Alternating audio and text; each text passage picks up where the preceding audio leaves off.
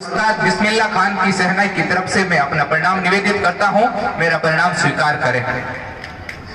मान्यवर, हम क्रमबद्ध तरीके से आगे बढ़े तो पहले हमें यह जानना आवश्यक है कि स्वतंत्रता के लिए जो भीषण संग्राम हुआ है, जो संघर्ष हुआ है, उसके पीछे की कहानी क्या है।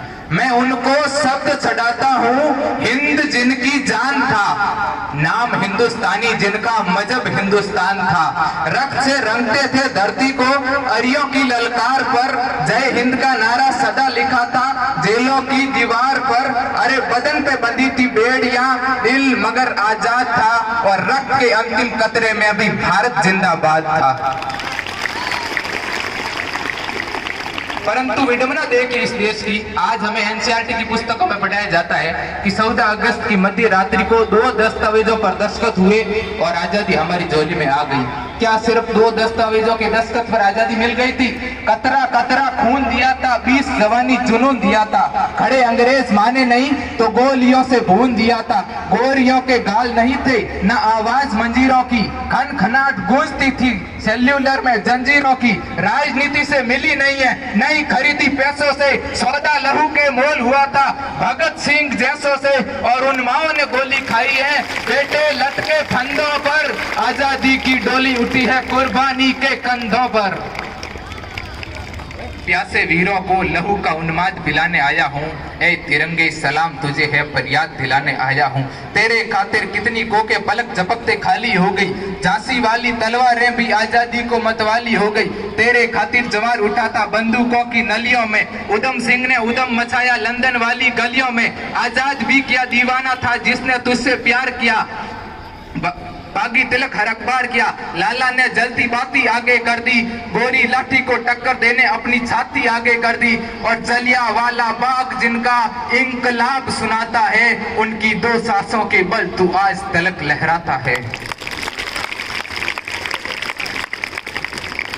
एक गंभीर विषय यह है मान्यवर कि आज हम अपने भारत को दुनिया का सबसे बड़ा लोकतांत्रिक राष्ट्र बताते हैं, परंतु आश्चर्य की बात यह है कि जिस देश ने नालंदा और तक्षशिला देकर दुनिया में विश्वविद्यालय की बुनियाद रखी, आज विश्व के 100 सर्वश्रेष्ठ विश्वविद्यालयों में हमारा एक भी विश्वविद्यालय नहीं है। एक तरफ हमारे पास IIT, IIM और NIT जैसे शिक्षण संस्थान है, तो दूसरी तरफ इस देश के गरीबों को बेरोजगारों की जमात में खड़ा कर देने के लिए सर्व शिक्षा अभियान का झुंझुना पकड़ा दिया जाता है। मेरे विचारों में हमारा राष्ट्र निर्माण तब होगा जब इस देश में महिलाओं की पूजा नहीं, इज्जत की जाएगी। राष्ट्र निर्माण तब संभव होगा जब जाति के आरक्षण पर नहीं, समाज सशक्तिकरण पर बात की जाएगी। राष्ट्र निर्माण तब संभव होगा जब स्वच्छता अभियान में केवल सरकारें नहीं, सड़क पर चलने वाला हर एक नागरिक हाथ बटाएगा, स्वच्छ भारत स्वस्थ भारत को दिल से अपनाएगा। असली मायने में हमारा राष्ट्र निर्माण तब संभव होगा जब एक गरीब बच्चा मध्याह्न भोजन के लिए नहीं बल्कि यानरसन के लिए सरकारी स्कूल की चौखट पर कदम रखेगा। हमारा राष्ट्र निर्माण तब तक संभव नहीं हो सकता जब तक हर एक नागरिक स्वैच्छिक मान मूल्यों के आंकड़ों में छिन्न छिन्न विपंदमयी अखंड भारत को खंड खंड करता रहेगा, तब तक राष्ट्र निर्माण संभव नहीं हो सकता। मैं सैल्यूट करना चाहूंगा हमारी सुरक्षा के लिए दिन रात खड़े हर एक उस जवान को, इस देश की पुलिस प्रशासन और किसान को, और हर एक उस नागरिक को जो अपना काम ईमानदारी, पूरी मेहनत और लगन से करते हैं, जिनके बिना राष्ट्र निर्माण का सपना देखना भी असंभव सा लगता है। प्रत्येक व्यक्ति अपने चरित्र का निर्माण करे, राष्ट्र निर्माण अपने आप हो जाएगा। आज हिंदुस्तान विश्व का सबसे युवा देश है। हम युवा देशों की श्रेणी में प्रथम स्थान पर आते हैं। हमारी जनसंख्या का 65% जो भाग है वो युवा शक्ति है। हमें हमारी युवा शक्ति की सकारात्मक ऊर्जा का संतुलित प्रयोग करना होगा।